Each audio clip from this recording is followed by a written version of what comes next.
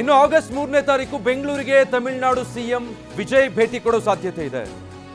ವಿಧಾನಸೌಧಕ್ಕೆ ತಮಿಳುನಾಡಿನ ಮುಖ್ಯಮಂತ್ರಿ ಭೇಟಿ ಕೊಡೋ ಸಾಧ್ಯತೆ ಇದೆ. ವಿಧಾನಸೌಧದ ಸಮ್ಮೇಳನ ಸಭಾಂಗಣದಲ್ಲಿ ಈಗ ನವೀಕರಣ ಕಾರ್ಯ ನಡೀತಾ ಇದೆ. ಶಕ್ತಿಸೌಧದ ಕಿಟಕಿ ಗೋಡೆಗಳಿಗೆ ಸುಣ್ಣ ಬಣ್ಣ ಬಳಿತಾ ಇದ್ದಾರೆ ಸಿಬ್ಬಂದಿ. ಸಮ್ಮೇಳನ ಸಭಾಂಗಣದ ನವೀಕರಣ ಕಾರ್ಯ ಈಗ ಭರದಿಂದ ಸಾಗ್ತಾ ಇದೆ. ನೋಡಿ, ಇದು ವಿಪರ್ಯಾಸ. ಒಂದು ಕಡೆ ಜನ, ರೈತರು ರಸ್ತೆಗಿಳಿದು ಪ್ರತಿಭಟಿಸ್ತಿದ್ದಾರೆ. ಕಾವೇರಿ ನೀರನ್ನ ಯಾವುದೇ ಕಾರಣಕ್ಕೂ ಕೂಡ ತಮಿಳುನಾಡಿಗೆ ಹರಿಸಬೇಡಿ ಅಂತ. ರಾಜ್ಯದಲ್ಲಿ ಈ ಬಾರಿ ಮುಂಗಾರು ಮಳೆ ಕೈಕೊಟ್ಟ ಪರಿಣಾಮ ಇಡೀ ರಾಜ್ಯ ಸಂಕಷ್ಟದಲ್ಲಿದೆ. KRS ಜಲಾಶಯದಲ್ಲೂ ಕೂಡ ನೀರಿಲ್ಲ. ಇರೋ ನೀರಲ್ಲಿ ಈಗ 4.5 TMC ನೀರು ತಮಿಳುನಾಡಿಗೆ ಬಿಟ್ಟರೆ ನಮ್ಮ ಕತೆ ಏನು ಅಂತ ಜನರು, ರೈತರ ಆಕ್ರೋಶ ಒಂದು ಕಡೆ. ಮತ್ತೊಂದು ಕಡೆ ನೋಡಿದ್ರೆ ವಿಧಾನಸೌಧದಲ್ಲಿ ತಮಿಳುನಾಡು ಸಿಎಂ ಬರ್ತಾರೆ ಅಂತ ನವೀಕರಣ ನಡೀತಾ ಇದೆ. ಇದಕ್ಕೆ ಸಂಬಂಧಪಟ್ಟ ಹಾಗೆ ನಮ್ಮ ಪ್ರತಿನಿಧಿ ನವೀನ್ ಅನಿಲ್ ಒಂದು ಪ್ರತ್ಯಕ್ಷ ವರದಿ ಕೊಟ್ಟಿದ್ದಾರೆ, ನೋಡೋಣ.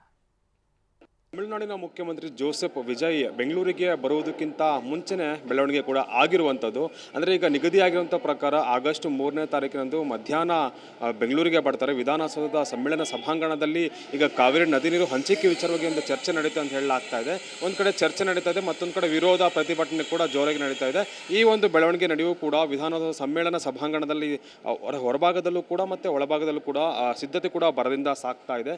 ಇಲ್ಲಿ ವಿಧಾನಸೌಧ ಆವರಣದಲ್ಲಿ ಮೊಗಸಾಲೆ ಏನಿದೆ, ಇಲ್ಲಿ ಸುಣ್ಣ ಬಣ್ಣ ಬಳಿಯುವಂಥ ಕೆಲಸ ಕೂಡ ಆಗ್ತಾ ಇದೆ.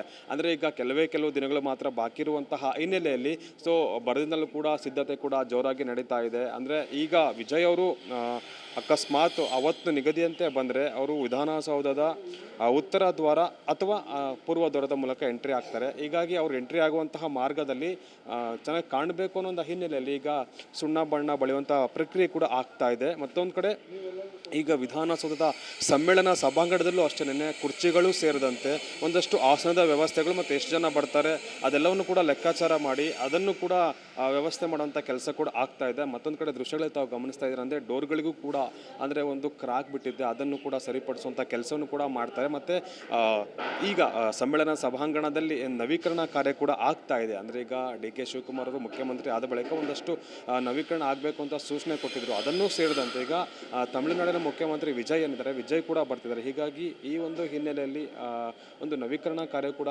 ಜೋರಾಗಿ ನಡೀತಾ ಇದೆ. ನಿಗದಿಯಂತೆ ತಮಿಳುನಾಡಿನ CM ವಿಜಯ್ ಅವರು ಆಗಸ್ಟ್ 3ರಂದೇ ಬರ್ತಾರಾ, ಸಭೆ ನಡೆಯುತ್ತಾ ಅನ್ನೋದು ಕೂಡ ಸಾಕಷ್ಟು ಕುತೂಹಲಕ್ಕೆ ಕಾರಣ ಆಗಿದೆ.